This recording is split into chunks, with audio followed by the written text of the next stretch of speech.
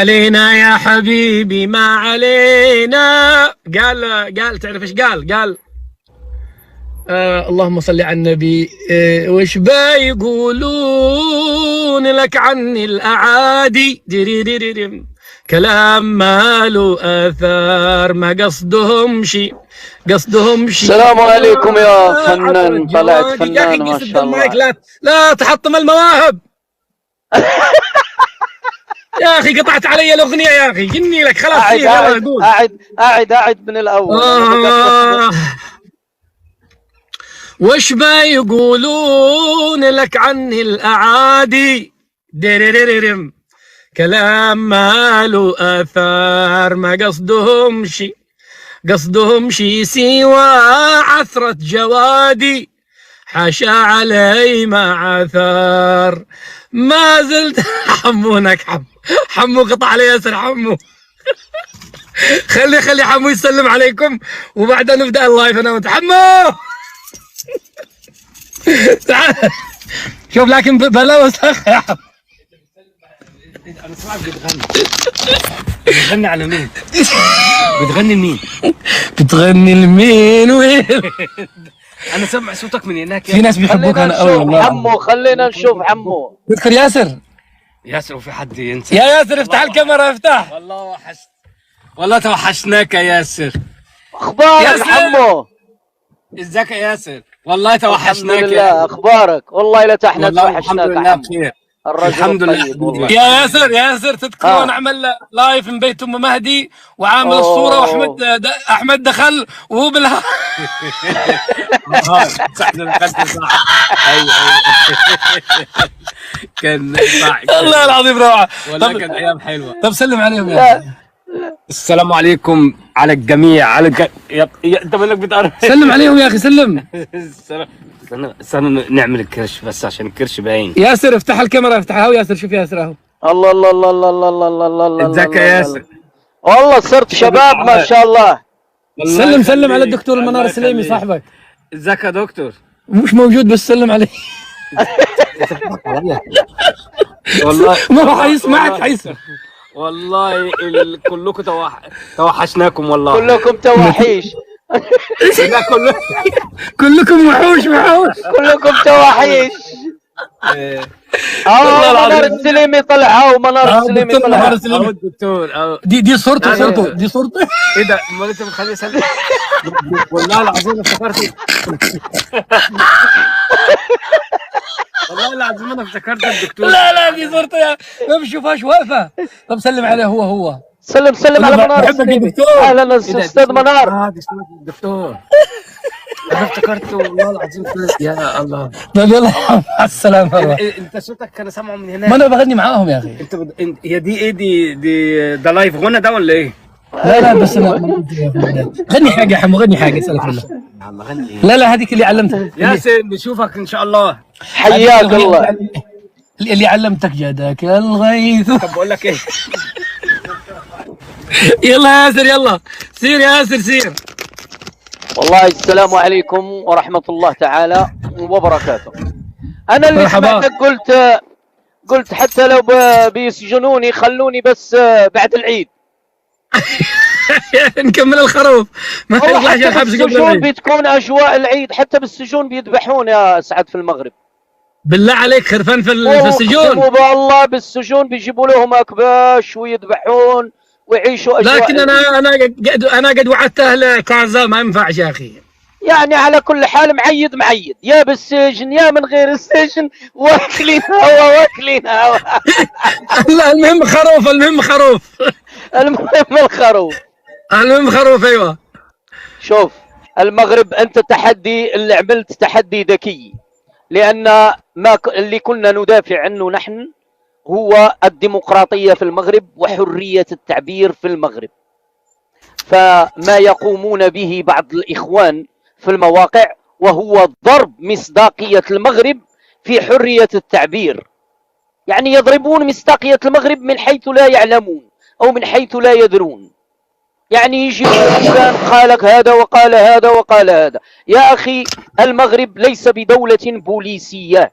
المغرب ليس دولة بوليسية. المغرب لا تحاكم الناس على أفكارها ولا تحاكم الناس على معتقداتها. المغرب بلد تقدم في كل المجالات. عندما نتكلم عن البنيان ونتكلم عن البنية التحتية، فكذلك في قوانيننا دائما نلاحظ أن هناك اجتهادات وهناك تعديلات، وهذا ما يجعلنا نفتخر كمغاربة كل يوم.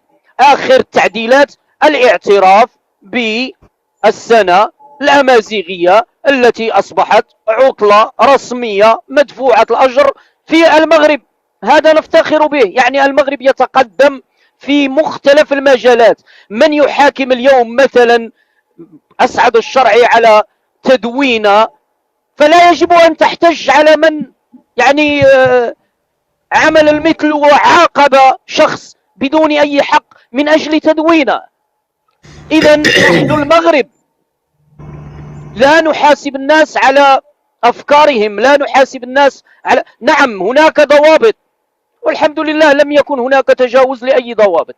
الحاجة الثانية التي أريد أن أتكلم عنها أخ أسعد، وممكن قد مرت عليك، وهي شعار نسمعه الآن: كلنا منار سليمي. كلنا منار، حتى أنا منار سليمي. كيفاش؟ ما معنى كلنا منار سليمي؟ هل منار سليمي يحتاج إلى الدعم؟ هل منار سليمي يتعرض إلى هجمة؟ هل منار سليمي عنده مشكلة؟ يعني وقولوا لنا ما هي المشكلة التي عند منار سليمي؟ أو أنكم تصطادون في الماء العكر. والله منار سليمي تكلمنا معه فقال أسعد الشرعي كان عتاب المحب للمحب، لا أقل ولا أكثر، وليأتي إلى المغرب معززا مكرما. وأنا أنقلها عن منار سليمي، قال فليأتي ضيفا عزيزا علينا حتى الآن. إذا أين ما محلكم أنتم من الإعراب يا من تقولون كلنا منار سليمي؟ هل أنا أوجه لك الآن سؤال،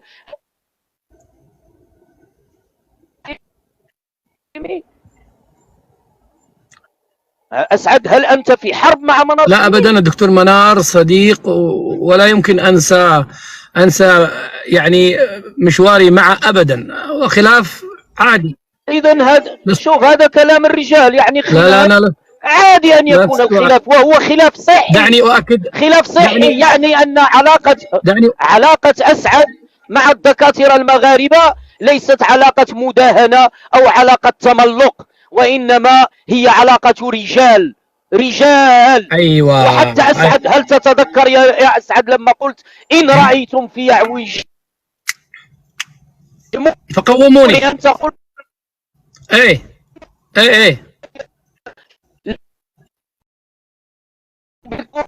انقطع صوتك يا ياسر. راح الصوت، راح، قطع الصوت، والآن جاء الصوت، الآن رجع تمام، الآن رجع. ايه إذا من يقول اليوم منار سليم، نحن كلنا منار سليمي، أظن أن منار سليمي براء منكم، فهو لا يعلم لماذا تدعمونه وفي ماذا يحتاج الدعم. لا هم الآن ياسر نعم. هذه محاولة أنه أسعد في خندق والمنار السليمي في خندق وأن بينهما حرب، هذه محاولة فاشلة. أنا أقول لهم حتى الذين يقولون كلنا أسعد الشرعي، ما فيش حاجة أسعد الشرعي هو منار السليمي ومنار السليمي هو أسعد الشرعي. هذا الرجل بيني وبينه عيش وملح وأسرار وأخوة حقيقية، بعيدا عن السياسة وبعيد عن أي شيء. هو أخ. نزغ الشيطان، حصل بيننا ما حصل، والله لو أجده الآن أمامي الآن لحضنته وأخذته على رأسي وقبلته على رأسه كأخ عادي. ما يحدث في المواقع أحيانا ليس له علاقة بالواقع، يعني كأصدقاء كإخوة مع المنار السليمي لا يوجد حرب لمن يريدون أن يصطنعوها حرب، وهذا يقول أنا المنار وهذا يقول أنا أسعد الشرعي. كلاكما مخطئ، ولو يطلع لكم المنار السليمي سيقول لكم نفس الكلام. لا تصوروا المسألة على أننا ضدين الآن، لا، خلاف على كلمة، هي كلمة واحدة جت في تغريدة أو بعض الأشياء التي لا ندري ما هي الظروف التي قيلت فيها، وهو قال وأنا رديت، انتهى، بس خلاص. ليست معركة. هذه مواقف الرجال الحمد لله، والصراع لن نعم والصراع لن يتحول. اسمعني ياسر. نعم. أنا معركتي ليست مع مغربي، لا يوجد لي معركة مع مغربي أبدا، ولا يوجد مغربي له معركة مع أسعد الشرعي. معركتنا الاثنين هو نظام الآن يستهدف حياتي. شوفوا أنا الآن في الوسط يا مغاربة. حتى اللي يقول لي براني ما براني، لا، مسألة حياتي اليوم. أنا حياتي اليوم مهددة من التبونيون. حياتي، راسي، عيالي، بناتي مهددة. أنا مسألة حياة، يعني أنا في خندقك ما تجي تقول لي والله ما يدافع عن المغرب مثل المغاربة. هي قضيتك نعم، لكنني غصبا عني الآن في خندقك. أنا الآن عدو بالنسبة لهم، ونحن ولن أهادنهم. لحظة، ولن أهادنهم والله، وأقسم لكم بالله ولو أذكر لكم الأسماء، وإن إن أنكروا سأذكرها لكم في الخاص. يتزلفون ويغازلون، وتعال إذا جفوك المغاربة نحن سنستقبلك. قلت أبعدوا منها، والله لن تنالوا منا ولا قيد أنملة. ليس بيني وبين الدكتور المنار السليمي أي خلاف ولا الدكاترة. شكرا لك، والله شكرا على ما سمعنا الآن منك. اسمح لي أسعد، شكرا على الكلام الذي سمعناه منك الآن. أنا أتكلم عن نفسي. الكلام الذي سمعت منك والله يعبر عن عن همة الرجال، وأن إنسان يؤمن بالرأي والرأي الآخر. وكذلك منار السليمي ما شاء الله عليه، فنفتخر به كمغاربة، ونفتخر بآرائه ونفتخر بخراجاته التي أفحمت التبونيين. أما فيما يخص أسعد الشرعي، والله لن نسمح بمن يفتت هذه المنظومة أو هذه المجموعة أو هذه الترسانة الإعلامية التي حطمت وخرجت بشعار التبونيين، وهو يحسب لك. حتى أننا أصبحنا لا نتحرج عندما نقول تبونيين، فإننا نستثني الشرفاء من الجزائريين، نستثنيهم بهذه الكلمة أو بهذه الكلمة، يتم هناك الاستثناء. فتحية من هذا المنبر لكل من نعوم، أستاذنا وعزيزنا نعوم، وكذلك منار السليمي، وكذلك الدكتور الصنيبي ما شاء الله. يعني الدكتور الصنيبي مع أسعد الشرعي يشكل قوة ما شاء الله، وأسعد الشرعي لوحده والصنيبي لوحده يعطينا شكل آخر والفهم يفهم. طيب. إذن نتمنى أن تستمر هذه القافلة، ولا عزاء لمن يريد أن يشتتها. لا، هذه أنا أؤكد للكل هنا، كلكم، الدكتور المنار السليمي سيسمع هذه. يعني هي سحابة، شوفوا سحابة سوداء ومرت، هي مرت. والخصومة الشريفة، شوف الدكتور يعلمني، نعم لي شطحات، لي أخطاء، لست معصوما، لكنني شريف لا أطعن في الظهر، ويعلم مدى حبي للمغرب، هو يعلم علم اليقين. وبالتالي هذا الخصام أو هذا الخلاف الذي حصل فيه جانب إيجابي. الجانب الإيجابي وهو أننا وصلنا رسالة أنه لا الدكاترة موظفين أسعد الشرعي ولا أسعد الشرعي أداة عند الدكاترة. خلاص، هذه أعتقد رسالة وصلت للكل، أنه كانوا يقال أنه هذولا هم الذي صنعوه. لا، ما صنعوني، لو صنعوني كنا ما اختلفنا. الاختلاف حصل، وهذا ظاهرة صحية جدا، دليل على أنني شخص عادي جدا. تعاملوا معي إخوة دكاترة محترمين وتنازلوا رغم أنني لست دكتورا مثلهم ولا شيء، واحتضنونا ومشينا معهم، لكننا نحن اختلفنا، معناته أنني لست مصادر معهم ولا هم وظفوني. يعني هذا أيضا جانب أخلاقي وجانب إيجابي. ياسر، خلنا نشوف هذا الأخ الذي الأخ علي.